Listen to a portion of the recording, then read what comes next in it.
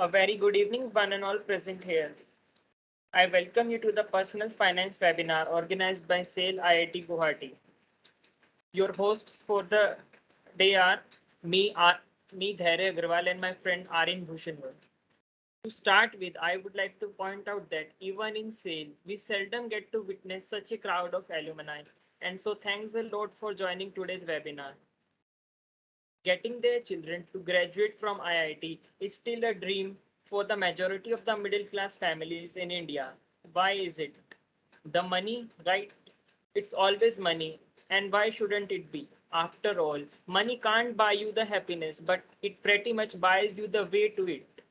And so we told we toiled to earn it.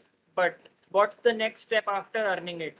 In today's market, with an inflation rate of 7.8%, you surely wouldn't want to keep your hard-earned money in the bank. So क्या करें इतने पैसों का? How to manage your portfolio so that it attracts the least amount of tax possible? You might have heard about FD, mutual funds, and stock, but do you know about hedge funds? Is gold too old? To tell us about such things and more, I would like to welcome Mr. Deepesh Bhargava and Mr. Anupreet Choudhary in today's webinar. Mr. Anupreet Choudhary is a 2015 civil engineering graduate from IIT Guwahati and has completed his MBA from IIM Rohtak in 2018. With 4 plus years of experience in investment products and quantitative research, he was a manager at IIFL before starting Beyond IRR. He has expertise in factor investing and customized portfolios. Whereas our other guest, Mr. Deepesh Bhargava, is a 2006 mechanical engineering graduate from IIT Madras and has completed his MBA from IIT Kozhikode in 2009. He has 13 plus years of experience in investment advisory, family office advisory, and wealth management, and an expertise in asset allocation and multi asset portfolios. He has served at managerial posts at SEBI, ICICI Securities, Aditya Birla Sun Life Mutual Fund, IDFC First Bank, and Validus Wealth. So, not taking up much of your time, I would request Mr. Bhargav to take over. Sure. Thanks a lot, Dhairya, for the generous introduction. And thank you everyone for taking your time out, especially on a Saturday evening, to listen about the finance. Hopefully, this will be a session which you will like. Summing up everything in an hour is a bit challenging for us, but we'll try to make it as fruitful for you as possible. So what I'll be doing is I'll be taking over basics of certain asset classes which we have into financial markets, and then Anupreet will go and have a more deeper dive into the particular asset classes, right? Just to, so beyond IRR, so we are actually a B2B. So don't worry, we'll not be spamming your email box that, invest through us or something. We are not really targeting you guys. In fact, we are looking for some people who are actually interested in career in finance and technology. If you guys have any interest, then do feel free to reach out to us. We are hiring and we'll be happy to meet some of you guys, whom we can work together with, right? So without wasting much of time, I'll just quickly start. Uh, Before we start, I just wanted to, make the context. So it's if I look at the investment world, or let's say we'll start with more generic one. So let's say if I ask you to make a dream cricket team, any suggestions as in which names you would like to have, any particular names which comes to your mind? Let's say if we have to make a dream cricket team. So mostly it will be names like your Rohit Sharma or Butler or Kohli or Surya Kumar Yadav, or let's say in bowlers it will be Bumrah, Bumrah, Archer and Rashid and Chahal and so on, right? So what we are typically doing is we are making a combination of basically a batsman, a bowlers and a wicket keeper. That's typically the way we are making a cricket team. But then the scenario actually changes. If I want you to make a team for a test team versus a ODI or a T20 team. So let's say if you want to make a test team, probably person like Joe Root or Steve Smith will come into the playing 11, and or Cheteshwar Pujara, people like that will be coming in, and probably Russell and Surya Kumar Yadav and probably will not be really making it to the team, right?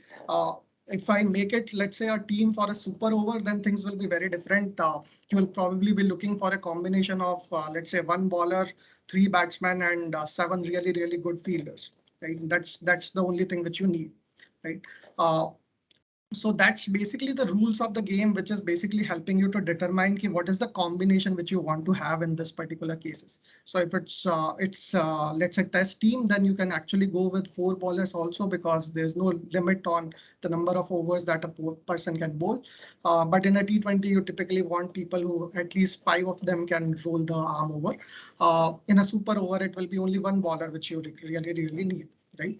So that's basically the rules which is driving how you make your team. The second is basically the playing conditions which you are in. So let's say if you are in England, probably as James Anderson will come into the team. But if you are in Sri Lanka or Bangladesh, then probably a spinner is something which you'll like to go as a heavy combination in your particular team, right? So these are basically the playing conditions which is driving what kind of team you are selecting, right? Uh, so investing is actually in a way very, very similar to this. What we do is the rules of the game, which is basically one bowler is allowed to bowl, let's say, all the overs, or four bowlers are allowed to bowl, let's say, five overs, and so on and so forth.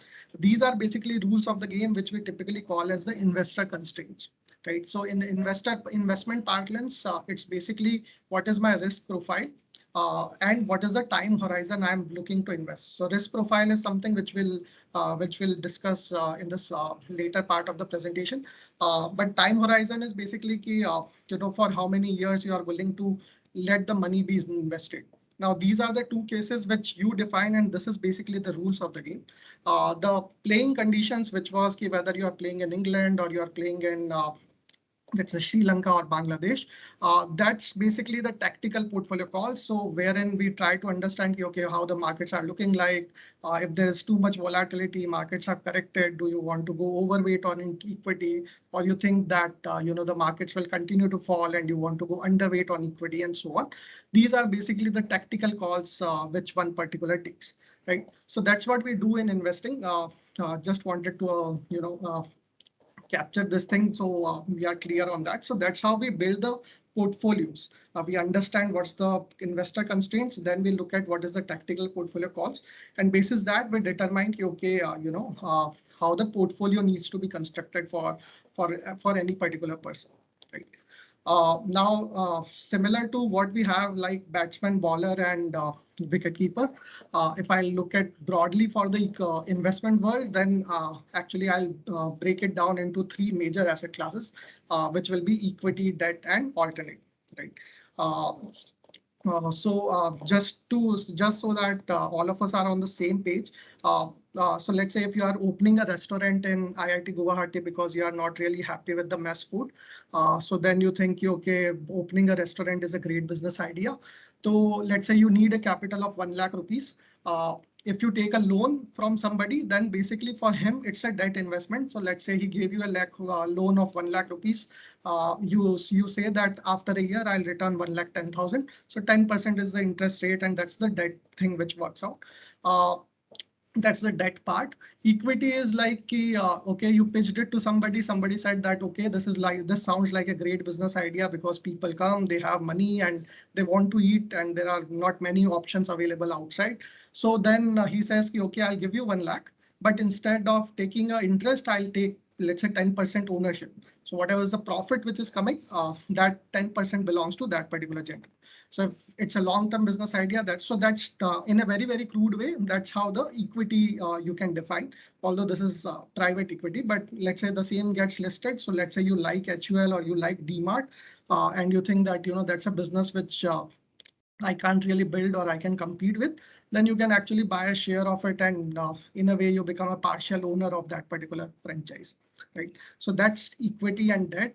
Alternate is anything, as the name suggests, anything other than equity and debt. So in India, we actually love alternate in the sense the traditional investments are typically into gold and real estate majorly. Although now there has been a shift and equity is coming in, and you would have seen campaigns like mutual funds and although the ads I don't really like, but they are very popular, especially if you watch IPL and other matches. But it is gaining popularity mainly because real estate say there was a lot of love with real estate for Indian investors, and that love has actually come off in the last 5 years or so with real estate not doing that well. But that's again one of the particular asset class, crypto, or as in all other NFTs and everything that will also come into the alternate bucket, right? Now, what we wanted to do in this presentation was to tell you ki, what are the various characteristics and how do you determine ki which asset class are there, and what are the typical way in which you can understand ki this asset class works for me or not, right? So I'll give you some data points which will help you to understand these asset classes in a better way. So this is the data till May 2021. I have not taken the last year because now the markets have fallen. So I thought that I'll give you a bit rosy picture as of now. So if you look at it, these are the returns which one can generate. So these are the four which are equity oriented classes. So this is basically a large cap index. This is basically a mid cap index. This is global indices. This is emerging market indices. These are the two debt indices. And for alternate, we have taken gold because the data is available for gold. Unfortunately, for real estate, there's no reliable data which we can take. So gold is something which we have taken as a proxy for alternate. So now if we look at returns from, let's say, Jan 2003 to 21, the returns look very healthy for equity. So it's like 16.2 and 19% for large cap and mid cap. But at the same time, debt looks not that great, as in 6.7 and 7.4. And gold gives you around 12% return. So not so bad, but still equity looks very, very promising in this particular case, right? But now let's try to change certain variables. So what we have taken right now is 1st of Jan 2003 to May 2021. Now, if I change this May 2021 to, let's say, 23rd March 2020, which is basically the COVID crisis at its peak. So although COVID cases in March 2020 were actually pretty low, but the panic in the markets was very, very high because the uncertainty was at its peak at that point of time. And the markets corrected very, very significantly. So we looked at the similar numbers till March 2020 to how does it look. So this number, which was 16.2 and 19.3, this actually fell down to around 12.6 and 14.9. So a difference of roughly around, say, 5% or so, 5.5%. But 5.5% over a very long time makes a lot of difference. That is visible if you look at it from an absolute return point of view, which is around 999%. It fell to from 2,400, which is the case right now. Right. So this looks pretty bad compared to this, but it's still better than the other asset classes which we had, which was like debt, which is 6.8 and 7.2, and gold is okay as an 11.9, not so bad, but still inferior to equity, right? So still equity looks pretty decent from this particular data point. But then if we again change the data points, so we start from, let's say, Jan 2008 and go till March 2020, then things look pretty ugly. So this is, mind you, a 12-year period, right? So from 12, more than 12 years actually, 2008 to 2020. But the CAGR return for equity was 1.8% and 1.1 for large and mid cap respectively. So basically, if you invested 100 rupees, after 12 years, what you got was, let's say, 124 rupees. While for the debt, now it looks like 240 rupees, right? So while this was looking pretty promising, but this is also a truth which has happened. As in, I'm not trying to desell you anything, but this is actually happened for a 12-year period, right? So now debt looks pretty good, and this is something which our parents show to us pretty regularly, which they say that, look at gold, it is double. It's the only asset class which is double digit in all three periods which we are looking at, right? Uh, and now just for the comparison sake, since Jan 2008, if you go up to May 2021, the debt returns and equity looks almost equal, right? Although equity has significant volatility, which we'll just see, but that's the case, and gold continues to be the only double-digit asset class which is there, right? Uh, so now if I have to desell you equity, that, if I want to say that, you guys should not invest into equity, or let's say if I am the guy who is in bank and I have to sell you insurance products so that I can earn the commission, I'll show you this data point and I'll say, okay, sir, there's no point in putting money in equity. Let's put it into a insurance, which will give you 6% or something as a return. If I have to sell you equity, then I'll probably give you this kind of a picture. Okay, over the long term, sir, that's how the returns are getting made, right? So depending on what RM or what a person who is trying to sell you, he can actually use the data. And I'm sure all of you are pretty good at data manipulation, and that's what a lot of people do. This is not manipulation, by the way. This is actual data, but you are just using that data to showcase what exactly you want to do, right? As in, if you want to desell equity or if you want to make person invest into equities, right? So this is the case, but if we want to analyze it really well, whether equity is actually a good investment or not. So the thing is, what we are doing wrong here, or what we are not, what we can do better is that we are looking at, let's say, two, three, four, five, six, seven, eight data points is what we are taking out of very, very long period, right? So what we need to do is we'll need to look at much more data points to derive at whether the equity investments make sense or not, right? So how do we do that? So currently the problem is there is a too much dependency on when you are entering the market, when you are exiting the market. Now, why is this dependency coming on? That's because the returns have been very, very, volatile. So your Nifty, or let's say your large cap index, it had 82%, 34%, 57% kind of return. But then it had also a minus 53% kind of a year. Then again 82%. So when I started on, for let's say, Jan 2008, basically if you invested 100 rupees, it became 47 by the year end. And although there is a 82.7% return, effectively you actually, after these 2 years, you actually made around 70 rupees out of that 100 rupees which you invested. So although this 82 looks pretty good vis-a-vis 53, but actually if you go through the whole 2 years, you'll still be 30% down, right? So that's the problem which comes with the volatility of this particular asset class. So that's in essence the equity. The asset, the volatility is very, very high. Debt, the volatility is actually pretty low. So you can probably think of this as a more of a test batsman with a very, very reliable one, while this can be a, let's say, a T20 aggressive guy. So that's the way. And then gold is something which will go deeper, but this again has decent amount of volatility, which this particular asset class goes through, right? So then what is the solution? The solution is to look at the rolling returns. But the question arises, what is rolling returns?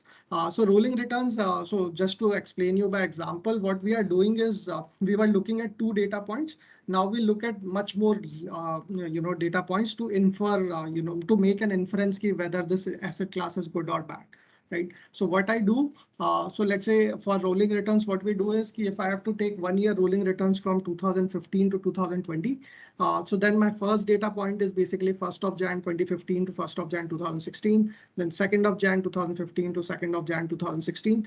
I go through like this, and 250 data points in a year. So basically around 1250 data points you will have for a 5-year horizon, right? So now instead of making an inference basis two data points, you have much more data points, so you can analyze it in a much better way, right? So what we will be trying to do is we'll look at, okay, for every asset class, what is my median return, what is the min max return, and so on. And then what is the probability that you make a positive return? Or let's say if I take 5% as a proxy return of an FD, then what is the probability that you'll beat a FD kind of a return, right? That is the objective which we are trying to really look at. So if I look at as a 1 year horizon, right? Then this is the picture which we get. So if I invest into, let's say, a large cap index, the large cap index gives a median return of 14.6. But this median return has a decent amount of volatility. So it can go as low as minus 58%, and it can go as high as 115% as well, right? So that's the reason that, typically a lot of people will tell you that if you have a 1 year horizon, probably equity is not the best of place to put money in. If you look at how many times you have making a positive return kind of a probability. So herein we have taken data from Jan 2003 till May 2020. 21. So then you have around 80% of chances that you make a positive return, in equities, uh, in the large cap space. But if you do the same exercise in mid cap space, the return probability reduces to around 71%. The 5% obviously is slightly lesser compared to the negative, but the main point which a lot of people think about is that I should not lose my capital, right? That's the basic principle which a lot of people put a lot of stress on. So that's the idea that if you are investing for 1 year, 80% and 71% is the probability that you'll make a positive returns on equities, right? But the volatility is actually very high, minus 58 to 150. But then the things change a lot as you increase your horizon. So currently what we have done is we have looked at a 1 year kind of an investment horizon. But if I look at, let's say, a 3 year horizon, then that 80% probability actually increases to around 95%. So 95% of the times I'll actually make a positive returns if I invest into a large cap based investments. From a data point of view, although Murphy's law has its way of catching up, but as per the data, around 95% of chances you will make positive. The volatility now reduces a bit, so instead of minus 56, now it comes down to around minus 6.7, while your maximum returns which you have is around 60% kind of a returns. So while large cap looks pretty decent, the mid cap still continues to be around 85% probability only. So typically what we do is that, for a 3 year horizon, we do suggest that you can look at equities, but predominantly towards the large cap space. For a mid cap, probably it is still not that comfortable as a time horizon to invest into the mid cap kind of a funds. The similar thing for gold is around 87% kind of a number. Gold is actually a bit more volatile compared to others in the as long as we increase the horizon. So that's also one of the case. Now, if I make it instead of 3, if I make it 5 years, then things become much better. So your minimum is now only minus 2.6 for large cap and minus 3.6 for mid cap. The maximum returns which can be given is around 44.57, but your probability that you'll have a positive return increases very, very substantially. And now it is less than 2% for both large and mid cap. And that's why typically you'll see that for a very long horizon, then people prefer mid cap. So mid cap has the probability that, the returns will be higher, but then it comes with a volatility. But obviously, as you invest for a much longer horizon, then the probability is that the things will be in your favor. That's what the data tends to show, right? So that's that. And then if we just plot it around, then this is the way, if I plot, let's say, the standard deviation, which is the risk, which is the measure of risk in this particular case, and let's say the returns on this case, then this is how it looks like. Now, what we want to do is we want to make a portfolio. So like I said in the, in the very first slides, that what we want to do is we want to understand the risk profile, and basis that we want to make a portfolio of how much into equity, how much into debt, and how much into alternate, right? But typically, you want to mix the assets because what will happen is that you want your returns to be higher or at least the same, but you want to reduce the risk. Now, how does that happen? That happens because there is a low correlation between the assets. If you take those kind of assets which have lower correlation between them, then your risk comes down and your returns goes up, right?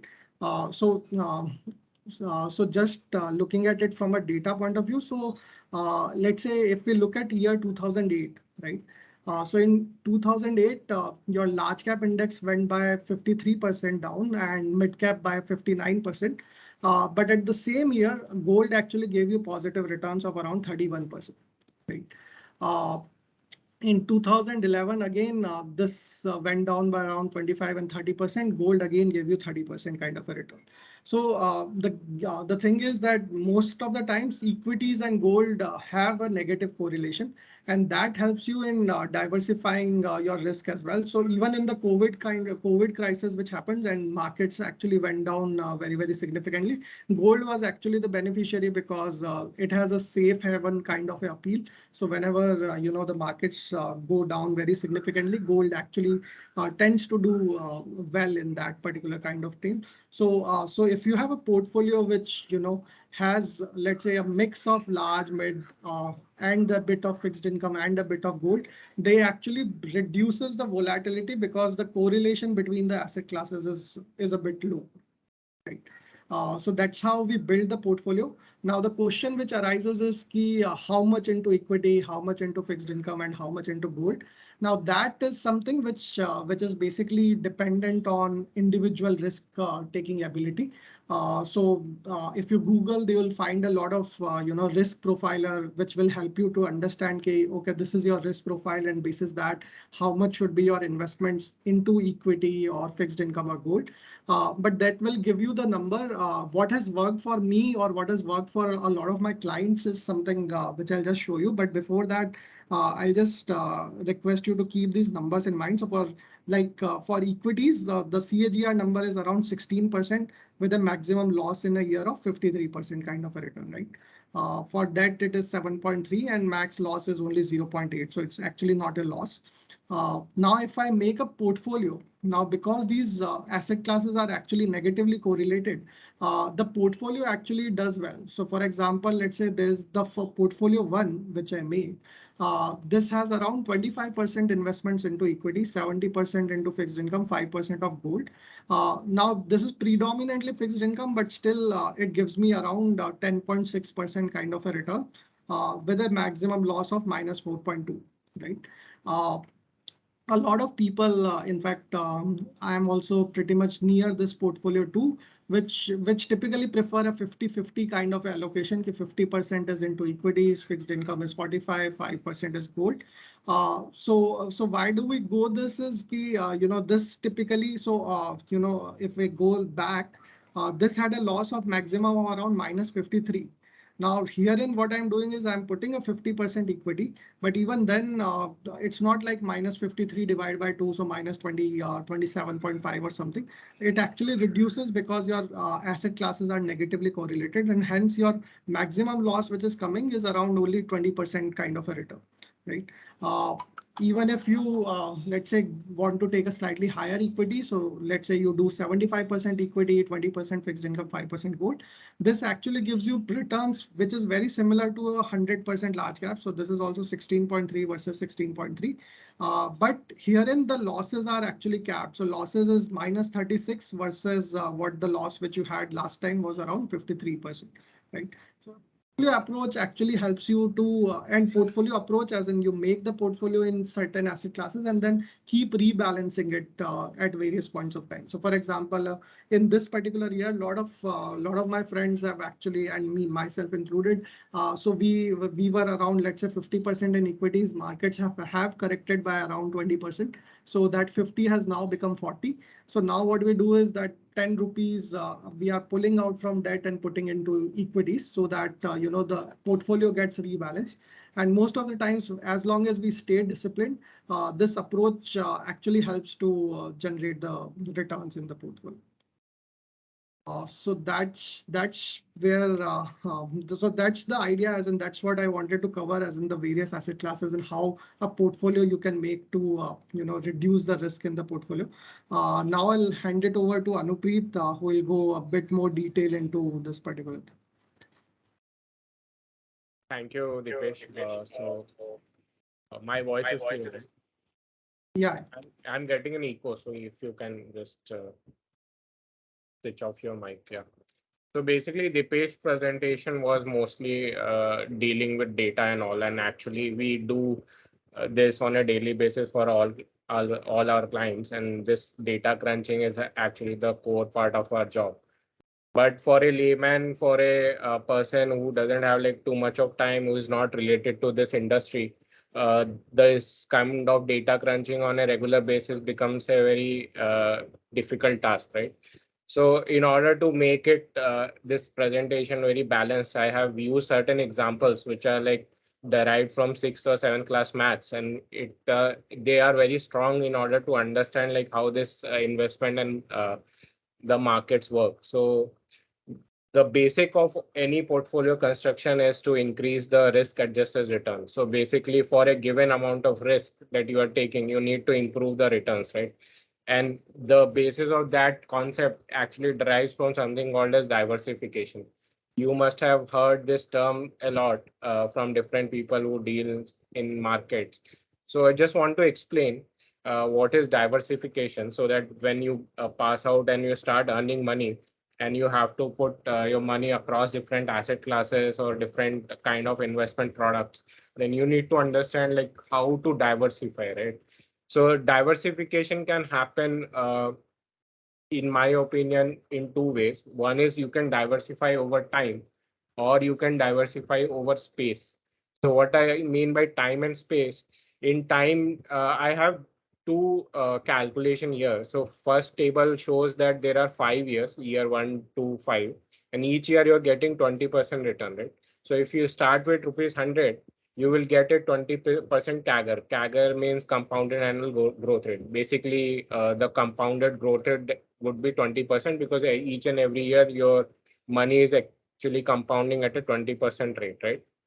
But let's say only 1 year when you get a drawdown of, let's say, minus 20%, this entire compounded growth rate that you calculated drops down by almost 10% and becomes 10.65, right?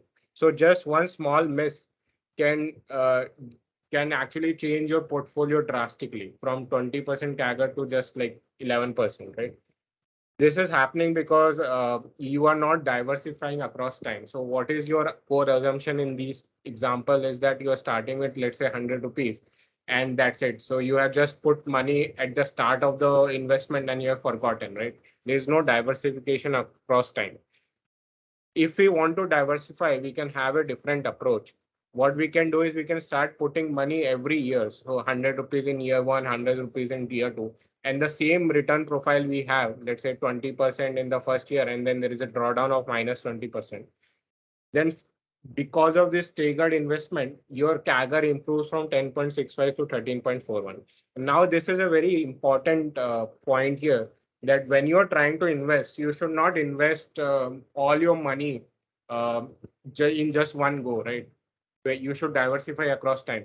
In the previous few slides, we have seen that the data, especially the market data, is very unstructured, right? You might not know, and it's almost impossible to predict the market movements for a very long term. Short term, still there are certain mathematical ways that people claim that they can try to predict, but over the long term, it's almost impossible, right? So in that case, if you can't predict like what would be the return in the coming years, then the best way is to put certain amount of money, not the entire, some chunks of money in each and every year, so that at least when there is a drawdown, you don't suffer a lot, right? And this entire process of diversifying across time in the industry, it's very famously known as SIP, a systematic investment plan. As the name suggests, the investment plan is systematic over a period of time, so don't have to worry like when is the right time to buy, when is the right time to sell. There is no concept of timing the market. Rather, what you're doing is you are just taking a chunk of money and putting in the investment strategies, and just forgetting about the returns, what will happen, what will not happen, right? So this is one way. Second way of diversification would be is in the next slide, where we diversify across space. So I will give you another example, very simple mathematics. So let's say instead of 5 years, I am taking 10 years, right? So every year your money is doubling. So let's say first year 100%, second year 100%, and it continues for first 5 years. And then after that, what is happening is that every year your money is getting halved. So every year 6 you will get minus 50%, year 7 minus 50%, right? So if you start with 100 rupees, year 5 would be your peak, because that would be almost 32x, right? 32 times of your initial investment. But then because of all this drawdown, you will be back to rupees 100, right? After a very long period of time. This happened because again, the concept was that you started with 100 rupees and you are not diversifying across time.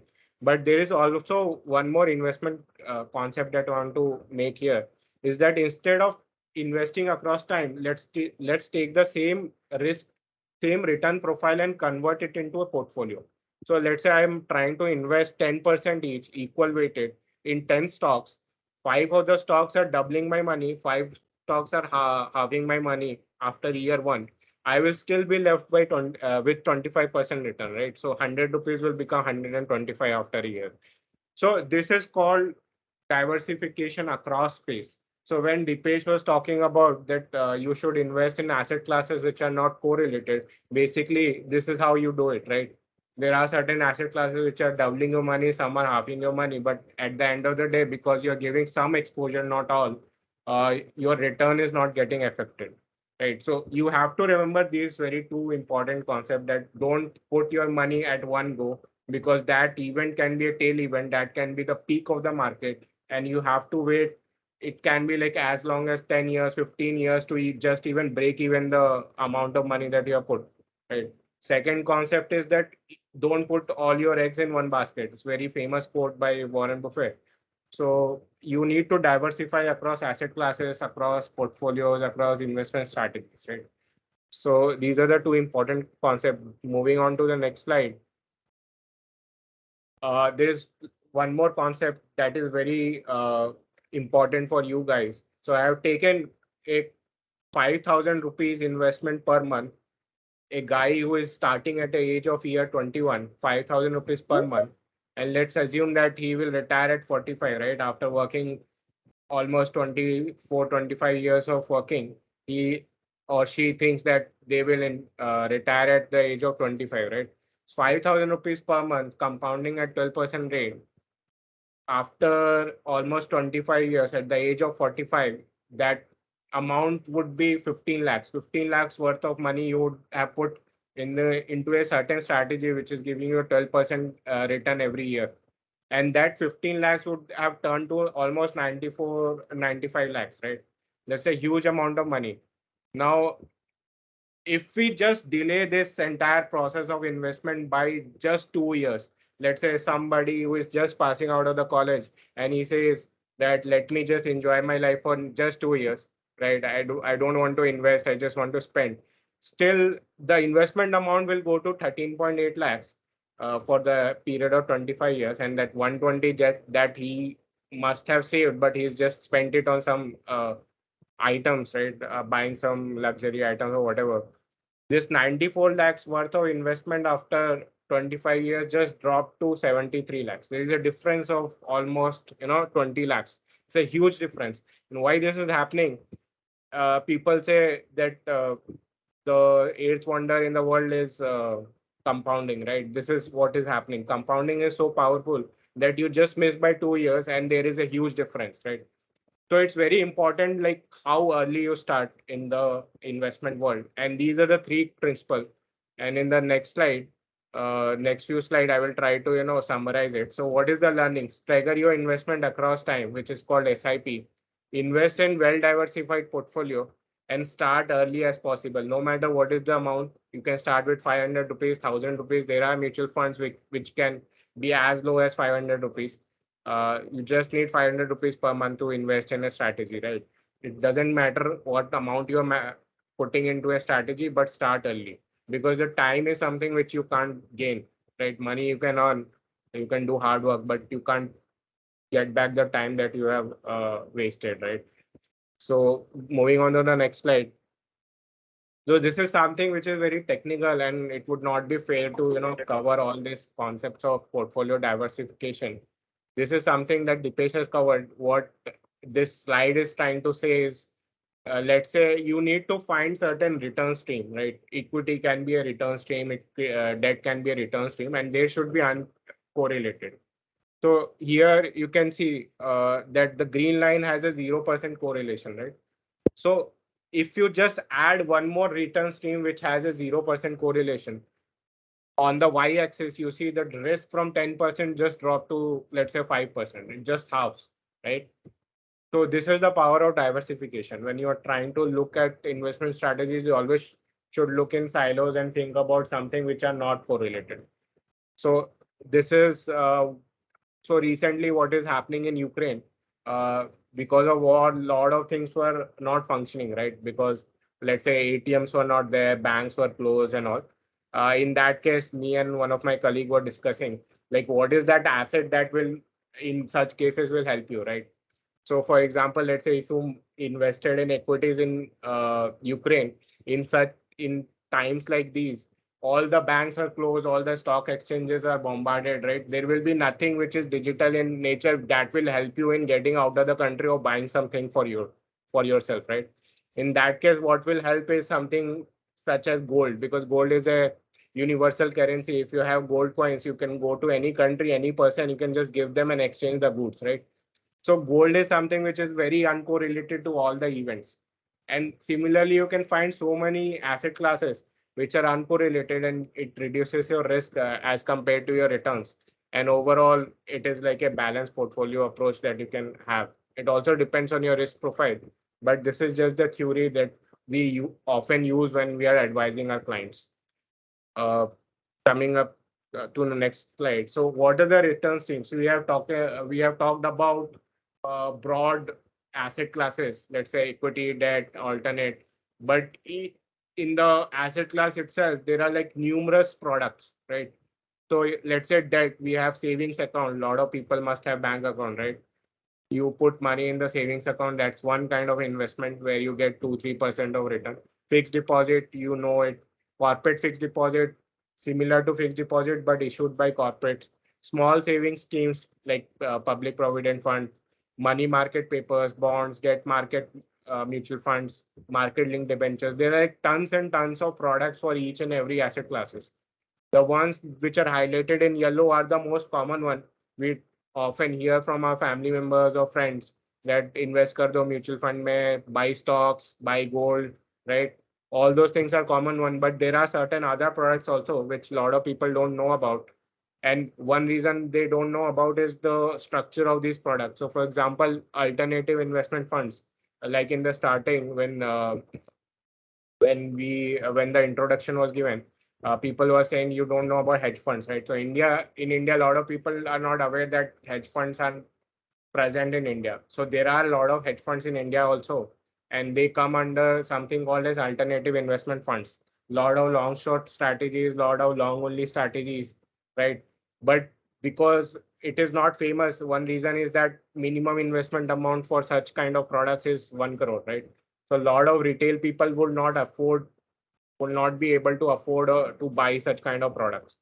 Hence, they are not very famous. But when you compare to US markets, because the markets are so big and there are a lot of institutional investors, those hedge funds become very common to all, right? A lot of people know about them. In fact, from IITs also, a lot of hedge funds come to hire people, young talent from IITs, right? So, but it doesn't mean that such kind of product doesn't exist in India. Okay, so we have like a whole bouquet of product, both investing in domestic market, offshore markets. Uh, there are offshore products also which are very unique in nature, which you can invest through LRS route. There are like tons of ways. So it's not that you don't have return streams. It is there, just you have to look around it. Coming to the next slide. So how to do this personal finance? So I'm just at the end of my presentation. So personal finance, you need to just ask two questions to yourself. how much do you love to take risk, and how much can you take risk? So it can be a case that you love to take risk, but you are not in a position to take risk. You might have certain liabilities or loans to pay off. Hence, you can't take too much of risk on your investment, right? You have certain financial obligations. So these are the two questions that you have to ask yourself. And from a salary, if you reduce the expenses, whatever the amount that is left, if you know the answer of these two questions, you can allocate those amount, the leftover money into three buckets. So one bucket would be something called as emergency funds, right? Sometimes there might be certain emergencies where you need, let's say you need to travel and you need to pay for the flight cost. Let's say it's very expensive, 10, 15,000 rupees. Then you need certain kind of fund, right? You can't, go and borrow from your friend or something like that. So that is one bucket that you can always create depending on your historical patterns and all those stuff. Then there might be certain personal goals. So you might have a personal goal of, roaming around the world. So for that you need, let's say you want to go to Dubai for 14 days and you want to, spend 14 days and you have figured out, let's say it will cost around 2 to 3 lakhs. Then that is your personal goal and it's a very short term goal. You might have that trip next year, let's say. So you start investing some amount of your savings into that personal goal bucket and design a portfolio so that after a year or so, it will fetch you around 2 3 lakhs, whatever is your requirement. And there is something called as long-term cushion where you're not aware, you're just investing and don't want to miss out on the market movements. You don't want to miss out on the returns that other people are generating while being invested. So you're just putting some chunk of your savings into that bucket. So this is my approach of personal finance. So you can always visualize in form of buckets. And for each bucket, you can approach that learnings that we have covered in the previous slide. One is diversification across time. Second is diversification across portfolios. And third is uh, start early, right? So these are the three things, very basic. Next slide, please. Yeah. So how to do it? Like a lot of people have this question, like how I should go about, finding a right mutual fund for myself or, finding a right equity. I will tell you that there are two ways. One is you directly go into the market, you find out all this, assets, investment opportunities, and put your money. And that's a very time-taking process, mostly done by professionals. In my previous organization, my role was to, write computer programs to find alpha opportunities in the market, basically factor investing. That's how we used to find opportunities. You can do the same, but mostly a lot of people will not end up in financial markets as from a career point of view. So you will be working in, let's say, some robotics company, some, let's say, some tech company or some digital marketing company. So apart from your regular work, you will not have time to do these kind of research, and it's very time-taking process. So, for example, let's say if you want to invest in a particular stock, you need a checklist, and the basics of any checklist that you uh, Google or find out anywhere on the internet, it will have these basics of checking in a company. For example, what is the macro environment? What are the company fundamentals, future projections, competitive landscapes, price and valuation, corporate governance? For each company, you have to go through so much of reading, so much of research, so much of data crunching that most of the people will not be able to do it on a regular basis, right? So what is the second approach? Second approach is to trust someone who is into this business, who is into the business of understanding businesses, right? And who are these people? These people are wealth managers or asset managers, right? So how to trust them? Like they can say anything, they can missell you anything. So one thing is that you go back and check their track record. So for example, if you are investing in a particular mutual fund, you can just go back and check what are the fund performance, what is the investment strategy of that mutual fund, what is the track record of that fund manager during the bad times. Let's say during the COVID times, during the dot com bubble would be very late. Very few mutual funds were there at that time. Let's say 2008 crisis or something like that. During the bad time when the market is falling, how the fund manager is performing, whether he is able to beat the market or not. Those kind of things you have to take note, and they are much easier as compared to going into a particular company or a debt instrument and trying to understand the nitty-gritties of it, right? Then you can look at the team credential, like how strong the investment team is, what is their qualification, from which college they come, what is their background and all the stuff. And also you can look at the portfolio characteristics of that particular fund. And this will give you a fair amount of idea. So if you don't have time, the best way to invest is through mutual funds, where you give the right to a professional who is into this business of managing money, right? And if you have time, you can take the direct equity approach. But in my personal experience, a lot of people who start with this approach of directly investing in markets without any knowledge of accounting or how the reports, how to read annual reports and all those stuff, usually lose money, right? So this is just a picture how to go about it. Coming to the next slide. So this is one of the example that I want to show you, like how to read an investment strategy of a mutual fund. So this is a DSP ACE fund series 2, which is a close-ended fund. It is not open for subscription. The good part of this fund is that it actually reduces your drawdowns. So if you see this point during the May, during the March 2020 time, when there was a significant drawdown in the market, the yellow line is the benchmark, the markets basically, Nifty 500 TRI, and the blue line is the fund returns, right? So there was a significant drop in the market, but the fund did not drop. Why? Because the strategy of the fund itself was to protect the downside. And how they were protecting it, they were buying some put options, which is a form of derivative which tries to protect the downside when the market goes down. So this is how they were protecting it. So if you have to invest in DSPA's fund, then you have to look at the investment strategy, and it will clearly investment strategy, they will clearly state that they are protecting the downside. They are not guaranteeing the returns. So if you see on a long-term horizon, the returns are similar, but you did not get that drawdown. So in the March 2020 times, when everybody was panicked and everybody was trying to sell, a lot of HNI clients were getting margin calls. A lot of people didn't have jobs, right? So at that time, there was a very panic situation. Imagine that this fund is sitting in your portfolio and your portfolio is intact. It's not went down. So even if, let's say, unfortunately, if you're fired from your company because of this unseen circumstances, then still you have certain money in your bank account that can sustain for, let's say, 2-3 months, right? So these things become very important while you are putting money into the investment strategy or any mutual fund for that matter. Coming to the next slide, and this is the last slide of the presentation. Just a simple case study.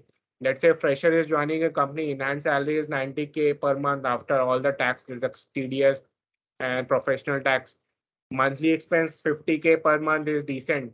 So if you are still left with 40K per month to invest, right? So that amounts to 4.8 lakh per annum. So going back to all the slides and summarizing, first you need to ask yourself how much risk you can take.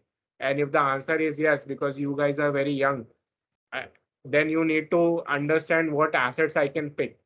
So I have just picked some assets. This could be one of the case. You can do your analysis on your own. You can put money in something called as ELSS, which is called Equity Linked Savings Scheme. It is a 3-year lock-in product where you get 1.5 lakhs of tax rebate on ATC. ATC is a clause in the Income Tax Act where over and above all the basic benefits that you get on the taxation, you can also claim 1.5 lakhs of rebate. So if you invest in ELSS funds, there will be a lock-in of 3 years, but you get that benefit of 1.5 lakhs. And let's say if you fall in 30% bracket of tax, then it will be almost 45,000 rupees of savings, right? Then there is something called NPS, National Pension Scheme. There are like a lot of pension companies where you can design your own portfolio, how much you want to put in equity, how much you want to put in debt. And again, you get a 50,000 limit up to which you can get a tax rebate.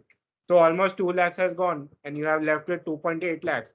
Now, depending on your goal, whether you want to, go to US for, let's say, a trip, or you are planning some thing to buy. Let's say you are planning to upgrade your workspace, you want to buy, laptops and all those stuff. Depending on whatever your goal is, you can just design a portfolio.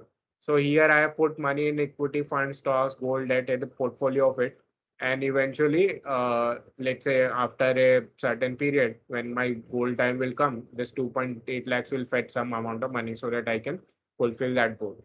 So this is the nutshell of how we do it. We do it for professionals. In professionals, much more complex. There are like a lot of like for HNIs, we do it. So it's very complex for them because the product also changes. There is like a lot of products not from India. We buy hedge funds from US for them and all those stuff. So regulation changes. A lot of things are there. But for a lot of people who are into the retail segment or affluent segment, it is very easy to make the first step and start your financial journey, personal finance journey. So that's it for the presentation. We can answer your questions if you have any. Okay, so raise your hand and I'll unmute you. Okay. If anyone has questions, you can raise your hands. Also, you can put them in the chat box.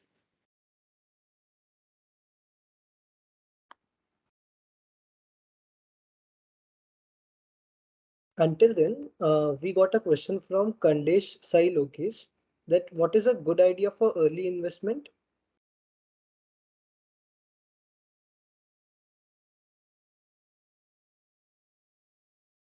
Can you repeat the question?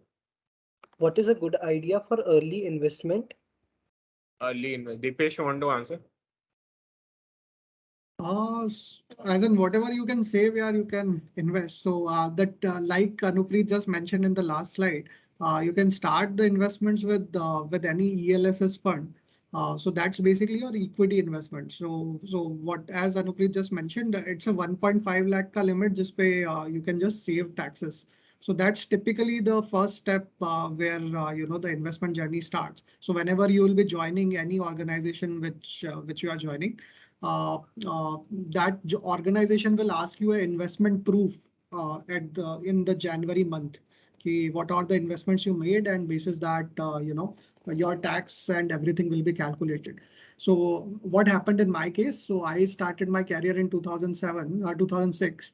So 2007 when Jan they asked me ki, where is your investment? I had no clue that I should have started in June.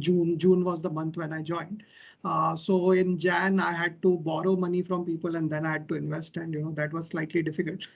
So the preferable idea is that you start, let's say if you start your career in July, so every month you invest around 10,000 rupees in a ELSS.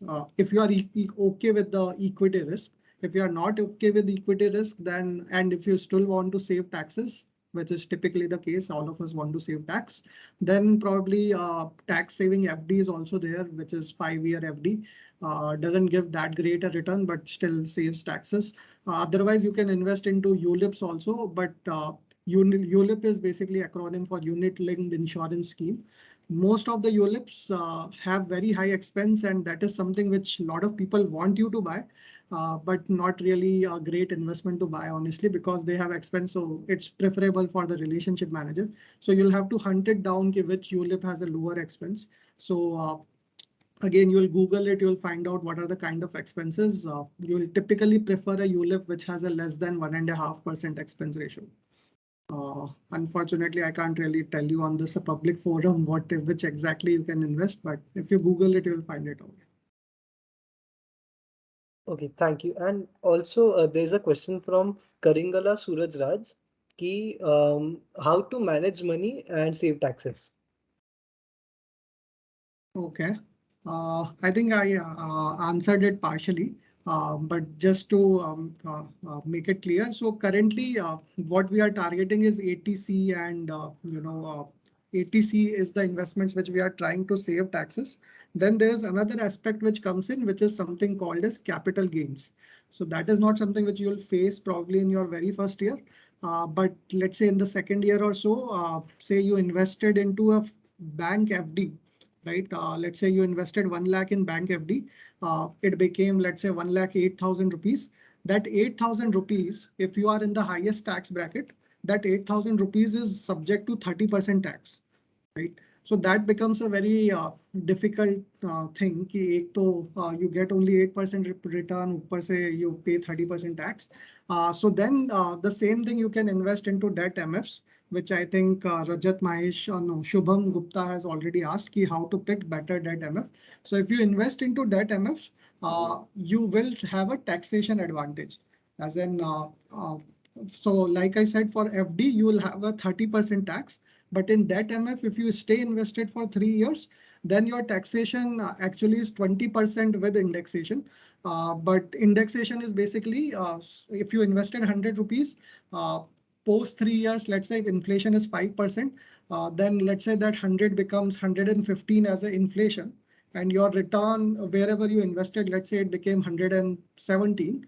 Then that what government is saying is ki inflation adjusted itself is 115. So you pay tax only on that 2 rupees, which you earned over and above that inflation indexed value, right? It's slightly complicated, but let's say as a yardstick, 10% के आसपास ही tax लगेगा. So what happens is that instead of paying 30% tax on the FD, you can actually pay roughly around 10%. It's by yardstick. Actually, if inflation is high, which is currently the case, you might actually pay 0% tax also, which is slightly bad, but because your returns will be lesser than inflation, but at least end of the day, at least you benefit from a lower taxation, right? So investments may, where do you exactly invest? So debt MF, the only reason debt MF are popular compared to your FDs and all is basically because of this whole taxation thing which comes into the play. Now, just to pick Shubham's question, how to pick better debt MF? So that's a tricky one. So debt funds, as in so debt funds, typically what happens is it's a credit risk which comes into play. So like my earlier example, which I said ki you are opening a restaurant. If you are opening a restaurant, let's say Dharya is opened the restaurant. Now, if it's a credit risk on Dharya, which I'm taking if I'm giving him the money, right? Now, if the restaurant doesn't work and whether he'll return the money or not, that's the credit risk which comes into the play. Now, good thing is there are credit rating agencies which rate what is the credit rating credibility of the area. So it's rated like AAA, AA, and so on. So AAA is the best, AA is one notch inferior, A is one more notch inferior, and so on. Typically, debt may people don't really want to lose money, as in nobody wants to lose money, but in debt it is much more sensitive that way. So people want to go in a very, very high quality credit. But at the same time, they look for a decent yield and a lower expense ratio. So just to answer, if you go to value research, you will find out on the debt funds, what is the YTM, what is the expense ratio. And there is another aspect, which is duration. Duration is like for duration is basically a price sensitivity, but for our case, let's just assume that how longer is the horizon which is there. Currently, what happens is if there is an interest rate rising scenario, sorry, I'm going a bit technical, but if it's an interest rate rising scenario, then you want to have a lower duration funds. So at this point of time, you should go for a slightly lower duration because rates are on a bit of a high. So just to add lower duration funds, and Shubham is asking in debt fund, liquid, corporate bond, PSU, a lot of things come, right? So lower duration funds usually are like liquid fund would be a lower duration fund where the maturity is like almost 3-4 months, and the duration is also like almost 1 or 2 months. So in that case, those kind of things are preferred when a rising interest rate scenario. And the RBI has said that in the coming few quarters at least, they will keep on rising the interest rate, right? Because the inflation is too high. So in that case, I mean, so debt funds also can have negative returns, right? So if let's say you buy a high duration fund and it's a rising interest rate scenario, what will happen is that the pricing of that debt instrument will go down. So although a debt instrument, as the name suggests, a fixed income instrument, right? It has to give you a fixed income. But because of that pricing going down, the mark to market returns are negative sometimes. So that can happen. So it's a very misconception among a lot of people that debt would be always positive. It's not the case. In debt funds, if Dipesh, you can just throw some light like how to pick among the debt funds. So Yeah, so debt funds, there are categories. Actually, equity also there are a lot of categories. So what happens, Shubham, is that in debt there are two aspects. One is credit risk, second is duration risk. Credit risk, as I told you, okay, triple A, double A, and so on. Duration, as Anupreet just said, the higher the duration, the volatility can be higher. So let's say if you are holding a maturity paper with a maturity of 1 year, 2 year, 3 year, and so on. 10 year वाले की maturity की volatility will be high because let's say if it's a zero coupon bond, then what is the price of a bond is basically 100 divided by 1.1 if 10% is the interest rate. That's the price of the bond for a 1 year duration fund. If it's a 10 year, then it is 100 by 1.1 raised to the power 10, right? Now, if this 1.1 becomes 1.11, the effect on that 10 year is very, very high because that raised to the power 10 factor comes into the play, right? So now, so these are the two criteria, duration and credit risk. Liquid fund has the lowest duration. Then there is a ultra short. So liquid fund has less than 90 days as per regulation is the duration. Ultra short, it can go up to 180. Low duration, it can go to 1 year. Short term, it can go up to 3 year. Corporate bond is actually different. Medium term, it goes up to the 4 years. Corporate bond is something which has to invest around 80% into AAA corporates. That is so it has a credit risk wala angle rather than the duration angle which comes in. So that's how these things come in. If you have to invest into debt fund, typically what I'll say is that you look for funds which have, let's say, around 75-80% kind of a AAA. If you don't have a credit risk appetite, uh, the expense needs to be pretty low. Duration at this environment, because we are in the interest rate rising environment, I'll prefer a duration of less than 2 years at least. 2 years, maybe you will have some volatility. So if your horizon is up to 3 years, you can invest. Less than a year kind of a horizon, then I'll prefer that you stick around to liquid, ultra short kind of a funds. So one comment by Rajat is that these mutual funds primarily invest in stocks selected from all listed stocks in Indian market, and that is 100% true.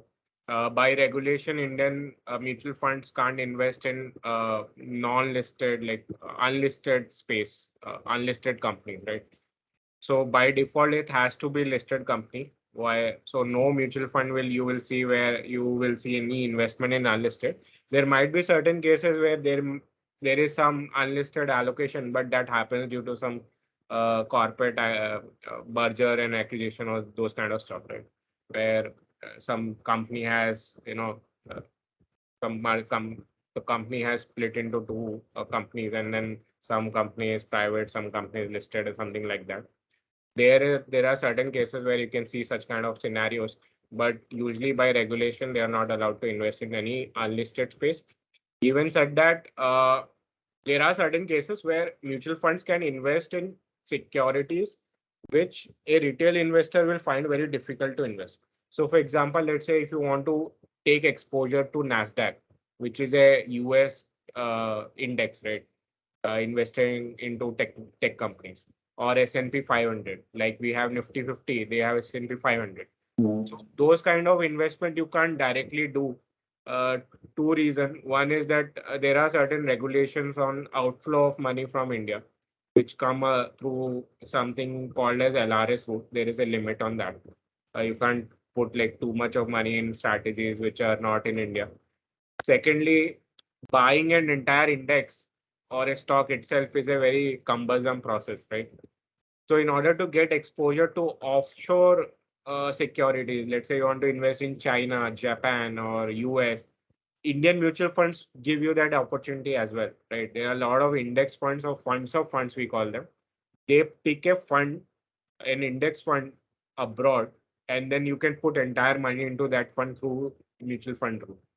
Very cheap from a expense ratio perspective in some cases, and you get a good amount of exposure. There is no limit on how much you can invest in those kind of products. Okay, what should be the risk if someone starts investing after 30? And what about asset allocation?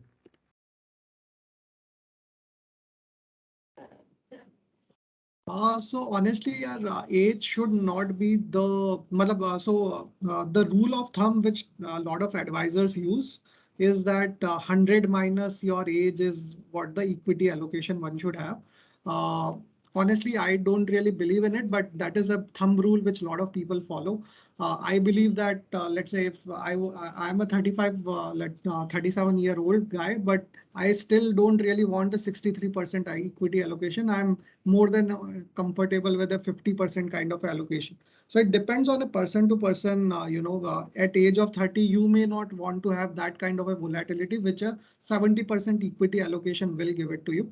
So what I'll suggest is that you go through a certain, if you just Google, you'll find out a few risk profilers and just Google risk assessment questionnaire or risk profiler or something. You will get a sense ki, what is the kind of volatility you are comfortable with. Uh, Actually, if you start investing in markets, then you'll realize more that what is the kind of volatility you're comfortable with. Because I used to feel that I'm comfortable with 30% volatility, but when your let's say 50 lakhs become 35 lakhs, it really hits you. And that's not the best way to learn, but that is how you learn most of the times. But that risk profiler will give you some sort of an idea. Uh, Otherwise, the thumb rule which a lot of people use is 100 minus 30, but honestly, I don't think that's the right approach. A risk profiler will help, and then things like which I just showed you, ki a various combination of risk profile, what is the maximum drawdown you can have, that will help you to figure out, ki, okay, I'm comfortable with this or with that, and so on.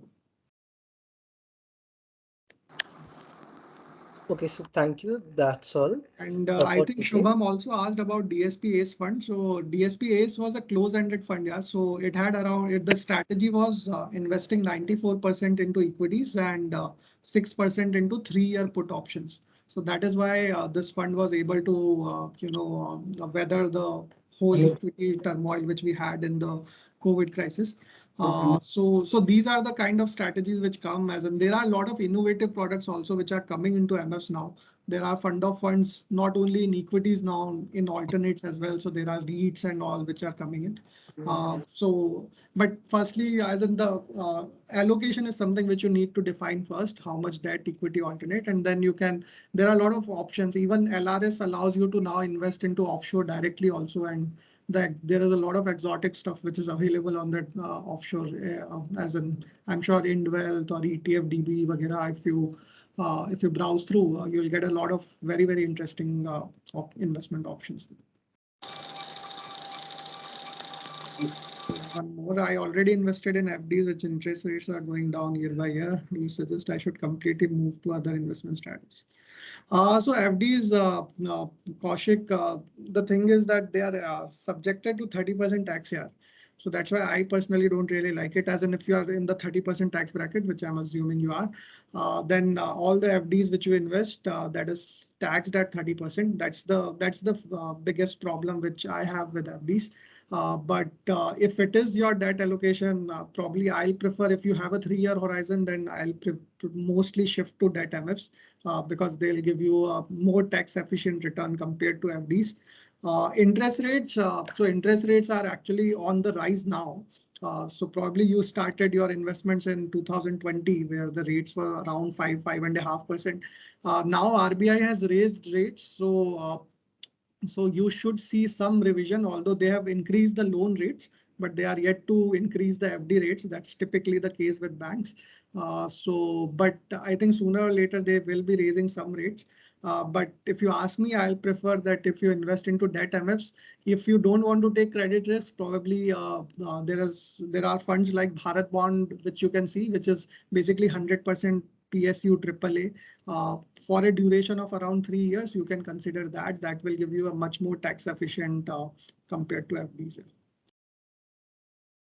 And this is advice, but I'll encourage you to do your own research.